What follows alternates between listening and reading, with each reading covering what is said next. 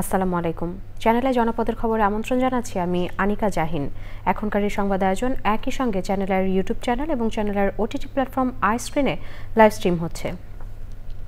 যাচ্ছে বিস্তারিত প্রসঙ্গে। প্রধান নির্বাচন কমিশনার এএমএম নাসির উদ্দিন বলেছেন, পিআর পদ্ধতিতে নির্বাচনের কথা সংবিধান বা আইনে নেই।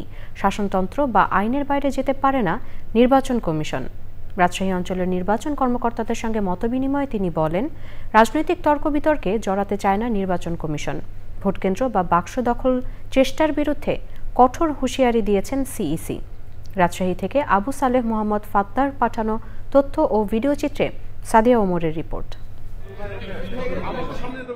সংখ্যানুপাতিক বা পিআর পদ্ধতিতে নির্বাচন নিয়ে রাজনৈতিক দলগুলোর মধ্যে চলছে বিতর্ক। তবে এর মধ্যেই প্রধান উপদেষ্টার চিঠি পাওয়ার পর ফেব্রুয়ারিতে ভোট আয়োজনে জোর প্রস্তুতিতে নির্বাচন কমিশন। রাজশাহীতে নির্বাচন কর্মকর্তাদের সঙ্গে মতবিনিময়ে প্রধান নির্বাচন কমিশনার জানিয়েছেন, ভোটার তালিকা হালনাগাদ করা হয়েছে, ভোটের জন্য প্রয়োজনীয় ব্যবস্থা নিচ্ছে কমিশন। অস্ত্রবাজি, কেন্দ্র ও ভোট দখল চেষ্টার বিরুদ্ধে কঠোর বার্তা দিয়ে সিইসি বলেছেন, যারা এই চেষ্টা করবে তাদের স্বপ্নভঙ্গ হবে। সেনাবাহিনী যাতে আইনশৃঙ্খলা রক্ষা বাহিনীর সংজ্ঞায় অন্তর্ভুক্ত হয় সেই ব্যবস্থা নিয়েছেন তারা। ক্যান্সেল করে দেবো পুরা, যদি এরকম যে অনিয়ম দেখি যে একটা পুরা কেন্দ্রে পুরো একটা কনস্টিটিউয়েন্সিতে গোলমাল হয়েছে, কেউ ভোট কেন্দ্র দখল করে এ ধরনের যে অবস্থা সৃষ্টি করেছে, পুরা কনস্টিটিউয়েন্সির আমরা ক্যান্সেল করে দেব ইনশাল্লাহ। সুতরাং একটা সুষ্ঠু, সুন্দর, গ্রহণযোগ্য নির্বাচনের জন্য যে প্রতিশ্রুতি জাতিকে আমরা দিয়েছি, সর্বশক্তি দিয়ে, যতক্ষণ আমাদের সেন্স আছে, সর্বশক্তি দিয়ে নিরপেক্ষভাবে প্রফেশনালি একদম পেশাগত দক্ষতার সাথে ইনশাল্লাহ আমরা এটা মোকাবেলা করব। পিআর পদ্ধতিতে ভোট নিয়ে চলমান আলোচনার বিষয়ে নির্বাচন কমিশনের অবস্থান তুলে ধরেন সিইসি। পিআর পদ্ধতি তো বিভিন্ন রাজনৈতিক দল দাবি করতেছে, এটা তো আমাদের কনস্টিটিউশনে নাই, কোনো আইনেও নাই। আমরা শাসনতন্ত্র এবং আইন দ্বারা গাইডেড, এর বাইরে আমরা যেতে পারি না। প্রধান নির্বাচন কমিশনার জানিয়েছেন, রোববার নির্বাচনী সীমানার শুনানি শুরু হবে, চলবে বৃহস্পতিবার পর্যন্ত। Sadia Omar, channel I. জাহাঙ্গীরনগর বিশ্ববিদ্যালয়ের কেন্দ্রীয় ছাত্র সংসদ জাকসু ও হল সংসদ নির্বাচন ঘিরে ক্যাম্পাসে বিরাজ করছে ভোটের আমেজ। ইতোমধ্যে মনোনয়নপত্র সংগ্রহ ও জমা দেওয়ার কার্যক্রম শেষ হয়েছে। 11 সেপ্টেম্বর কাঙ্ক্ষিত ভোটের দিন। অধীর আগ্রহ নিয়ে অপেক্ষায় প্রার্থী ও সাধারণ শিক্ষার্থীরা। সাভার প্রতিনিধি জাকির হাসানের পাঠানো তথ্য ও ভিডিওচিত্রে বিস্তারিত রিপোর্ট। জাহাঙ্গীরনগর বিশ্ববিদ্যালয়ের কেন্দ্রীয় ছাত্র সংসদ জাকসু ও হল সংসদ নির্বাচন হতে যাচ্ছে 33 বছর পর।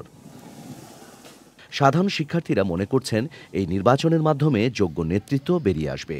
নতুন নেতৃত্ব বিশ্ববিদ্যালয়কে সেশন জটমুক্ত রাখায় ভূমিকা রাখবে বলে প্রত্যাশা তাদের।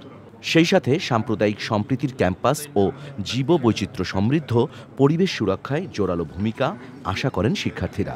আমরা চাইবো একজন যোগ্য নেতৃত্ব আসুক ছাত্রদের মধ্য থেকে।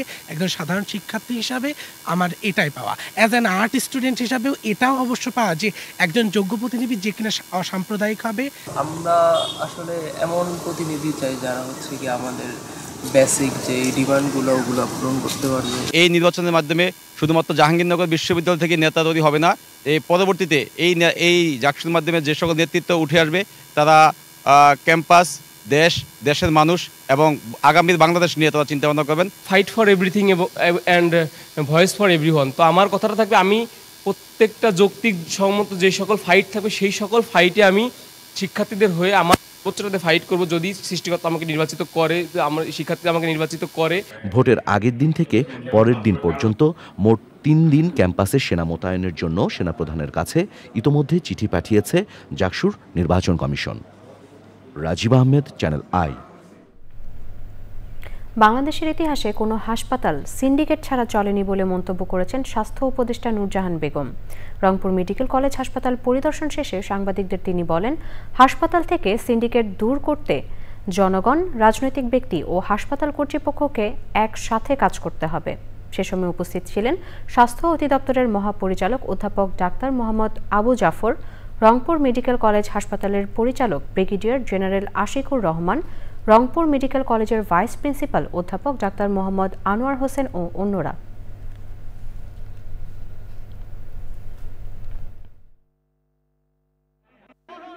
বাংলাদেশের ইতিহাসে এই সিন্ডিকেট ছাড়া কখনো হাসপাতাল চলেছে এটা বলা যায় না। কিন্তু এখন কথা হলো আমরা কি করছি, আমরা কি করতে পারবো। এটা আমরা এককভাবে কিছু করতে পারবো না, এটা জনগণের সম্পৃক্ততা লাগবে, পলিটিক্যাল ডিসিশন লাগবে এবং হাসপাতালের ডিসিশন লাগবে। 10,000 নার্সের ঘাটতি আছে। এই প্রথম আমরা 3,500 নার্স নিলাম। আমরা ম্যানুয়ালি কোনো পোস্টিং দেই নাই যাতে মানুষ ওখান থেকে টাকা খেতে পারে। নির্বাচনী চ্যালেঞ্জ মোকাবেলায় সারা দেশের ভোট কেন্দ্রগুলোতে 6.5 লাখ আনসার সদস্য মোতায়েন থাকবে। নতুন করে 1,80,000 আনসার সদস্যকে প্রশিক্ষণ দিয়ে তৈরি করা হয়েছে বলে জানিয়েছেন বাংলাদেশ আনসার ও গ্রাম প্রতিরক্ষা বাহিনীর মহাপরিচালক মেজর জেনারেল আব্দুল মোতালেব সাজ্জাদ মাহমুদ। শনিবার দুপুরে গাজীপুরের আনসার একাডেমিতে সাধারণ আনসার সতেজকরণ প্রশিক্ষণ 2025 পঞ্চম ধাপের সমাপনী অনুষ্ঠানে তিনি এসব কথা বলেন। সে সময় অতিরিক্ত মহাপরিচালক ব্রিগেডিয়ার জেনারেল ফিদা মাহমুদ, উপমহাপরিচালক রফিকুল ইসলাম, একাডেমি কমান্ডেন্ট মোহাম্মদ নুরুল আফসার সহ আনসার ও ভিডিপির ঊর্ধ্বতন কর্মকর্তারা উপস্থিত ছিলেন। প্রতিটা প্রিজাইডিং অফিসারের নিরাপত্তার দায়িত্বে আমাদের একজন আনসার সদস্য থাকে। পুরো ভোট কেন্দ্রের ভিতরের যে শৃঙ্খলা, ভোটারদের শৃঙ্খলা এবং যে কোনো ধরনের অনিয়ম, যে কোনো ধরনের উচ্ছৃঙ্খল আচরণ, সেগুলোকে যেন নিয়ন্ত্রণ করা যায়, সেটার জন্য আমরা দেশব্যাপী নতুন করে মৌলিক প্রশিক্ষণ, এই উপজেলা আনসারদের মৌলিক প্রশিক্ষণ শুরু করা আছে। এবারে প্রতিনিধিদের পাঠানো তথ্য ও ভিডিও চিত্র নিয়ে সাদিয়া ওমরের রিপোর্ট। চাঁদপুরে জীবিকা প্রকল্প 3 এর সমাপনী ও মডেল স্কেল আপ প্রস্তাবনা অনুষ্ঠান হয়েছে। প্রধান অতিথি ছিলেন সোশ্যাল ডেভেলপমেন্ট ফাউন্ডেশনের চেয়ারম্যান ডক্টর মোহাম্মদ আব্দুল মজিদ। গাজীপুর সদর উপজেলার ভাওয়ালগড় ইউনিয়ন বিএনপির কর্মী সভা হয়েছে। উপজেলা বিএনপি আহ্বায়ক আবু তাহের মুসল্লির সভাপতিত্বে প্রধান অতিথি ছিলেন জেলা বিএনপির যুগ্ম আহ্বায়ক অধ্যাপক ডক্টর এস.এম. রফিকুল ইসলাম বাচ্চু। নোয়াখালী বেগমগঞ্জ উপজেলা বিএনপির নবগঠিত আহ্বায়ক কমিটির সদস্য নির্বাচিত হওয়ায় নুরুল আমিন মিলনকে সংবর্ধনা দিয়েছে হাজীপুর ইউনিয়ন বিএনপির নেতাকর্মীরা। বরিশালে শিশুশ্রম নিরসনে তারুণ্যের ভূমিকা বিষয়ক কর্মশালা এবং দুস্থ শ্রমিকদের মাঝে চেক বিতরণ করেছে শ্রম ও কর্মসংস্থান মন্ত্রণালয় এবং জেলা প্রশাসন। গোপালগঞ্জ জেলা গণ অধিকার পরিষদের আয়োজনে মুকসুদপুর কলেজ মোড়ে পথসভা হয়েছে। উপস্থিত ছিলেন গণ অধিকার পরিষদের সভাপতি নুরুল হক নূর। কিশোরগঞ্জে পাকুন্দিয়া বিএনপির ভারপ্রাপ্ত চেয়ারম্যান তারেক রহমান ঘোষিত বিএনপির 31 দফায় লিফলেটের বিতরণ করেছে বিএনপি নেতা আহমেদ ফারুক খোকন। ফেনী বিশ্ববিদ্যালয় ভর্তি কোচিং ইউসিসির উদ্যোগে বিভিন্ন বিশ্ববিদ্যালয়ে চান্স পাওয়া শিক্ষার্থীদের সংবর্ধনা দেওয়া হয়েছে। প্রধান অতিথি ছিলেন ঢাকা বিশ্ববিদ্যালয়ের সাবেক সিনেট সদস্য ও ইউসিসি গ্রুপের পরিচালক ডক্টর এম.এ. হালিম পাটোয়ারি।